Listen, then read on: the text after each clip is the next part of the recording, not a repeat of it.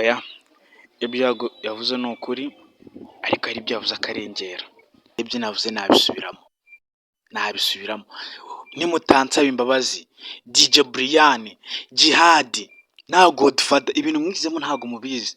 Nimutansaba imbabazi we sinzamusaba imbabazi, ariko ibintu yavuze by'uko njye nkoresha ibirozi, Yago wambabaje, nawe ugomba kuza kunsaba imbabazi. Mfite amakuru yanyu mwese. Wowe rero Bruce Melody uraza ugakangisha abantu hit, wowe wakuye mu bapfu. Nabisubiramo, Bruce Melody njye ndabizi, amakuru yawe yose ndayafite. Ndayafite. Wasinyiye miliyari wasinyiye hese.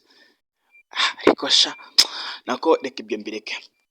Uno mwana amuhereza subscribe, usharinga video ye, ujye kuri TikTok yitwa Free Rwanda Boy, hano YouTube ukande subscribe, hanyuma urebe ibindi bigiye kuza. Uno mwana ari kuza agiye kunkorera ibintu, tujya tuganira neza, sawa?